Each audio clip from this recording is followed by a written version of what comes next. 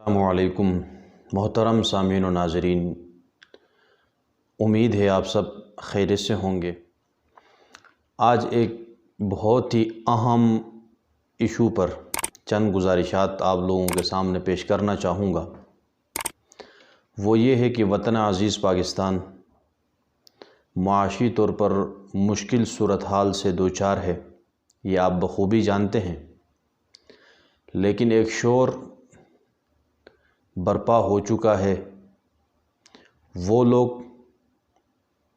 جو اس ملک کو ایک وقت میں اپنا ملک سمجھتے تھے، اس کے لیے بڑے بڑے دعوے کرتے تھے، لیکن آج وہ لوگ کہتے ہیں کہ یہاں سے بھاگ جانا چاہیے، یہاں سے نکل کے کسی اور کنٹری میں جا کے بسنا چاہیے۔ خدا نخواستہ وہ کہتے ہیں کہ اب یہ ملک سنبھل نہیں سکتا ہے، اب اپنے پاؤں پر کھڑے ہونے کی طاقت نہیں رکھتا، تو اس لیے اگر اپنا فیوچر سیکیور کرنا ہے تو اس وطن کو، اس ملک کو چھوڑنا پڑے گا، بھاگنا پڑے گا، اپنے آپ کو سیو کرنے کے لیے، اپنی نسل کے مستقبل کو سیو کرنے کے لیے۔ تو جو لوگ یہ سوچتے ہیں، یہ کہتے ہیں اور کہتے ہیں کہ یہ پاکستان ختم ہوگا یا یہ اپنے پاؤں پر کھڑا نہیں ہو سکے گا، تو ایسے لوگوں کے لیے بھی یہ ویڈیو ہے، اور پورے پاکستان میں بسنے والے 25 کروڑ مسلمانوں کے لیے آج یہ ایک پیغام ہے۔ یہ میرا پیغام نہیں، بلکہ یہ اللہ کے کلام کا پیغام ہے، یہ اللہ کا پیغام ہے، اللہ کے نبی کا پیغام ہے، قرآن کا پیغام ہے۔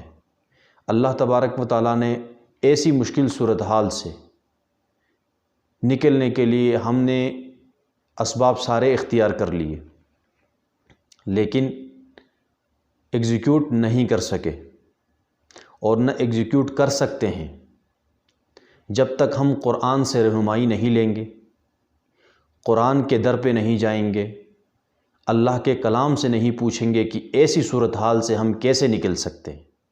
تو آج دو چیزیں ایسی بتاؤں گا کہ وطن عزیز پاکستان کو درپیش ان تمام چیلنجز سے، ان تمام مشکلات سے آسان انداز میں ہم نکل سکتے ہیں، بشرطے کہ ہم یہ دو کام کریں۔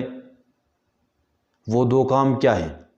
سب سے پہلا جو کام ہے وہ ہے کہ پوری امت، وطن عزیز پاکستان میں رہنے والے تقریباً 25 کروڑ لوگ استغفار پر آ جائیں۔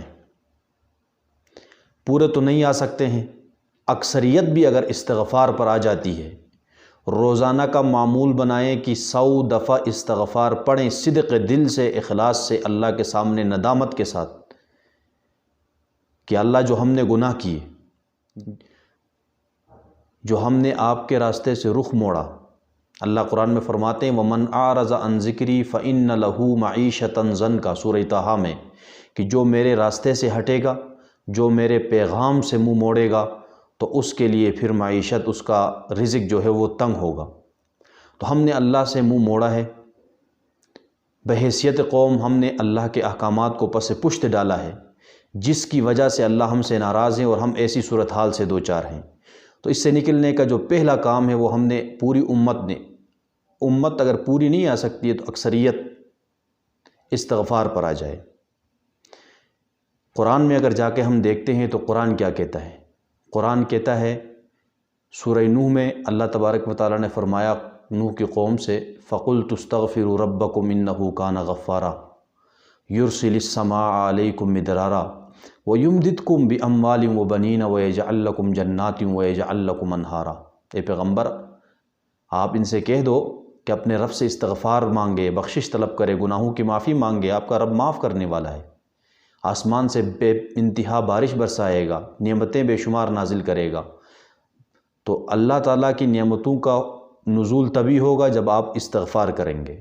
سورہ انفال میں اللہ نے فرمایا وَمَا كَانَ اللَّهُ لِيُعَذِّبَهُمْ وَأَنْتَ فِيهِمْ وَمَا كَانَ اللَّهُ مُعَذِّبَهُمْ وَهُمْ يَسْتَغْفِرُونَ۔ اللہ نے فرمایا اے پیغمبر، اللہ تعالیٰ وَمَا كَانَ اللَّهُ لِيُعَذِّبَهُمْ، اس قوم کو عذاب نہیں دیں گے جب آپ اس قوم کے درمیان موجود ہیں، یعنی نبی علیہ السلام کی ذات کی موجودگی میں قوم کو عذاب نہیں دیا جاتا کسی بھی نبی کی موجودگی میں۔ اور دوسرا اللہ نے فرمایا وَمَا كَانَ اللَّهُ مُعَذِّبَهُمْ وَهُمْ يَسْتَغْفِرُونَ، اللہ کبھی بھی ان کو عذاب دینے والے نہیں بنیں گے جب یہ قوم استغفار کر رہی ہو۔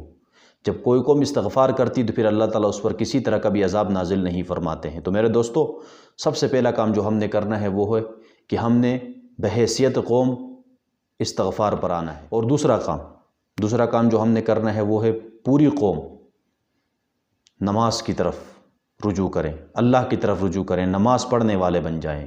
جب اللہ کا منادی آواز لگائے مسجد سے تو مسجد کی طرف ایسے دوڑیں جیسے غلام آقا کے آرڈر سن کر غلام آقا کی طرف دوڑتا ہے۔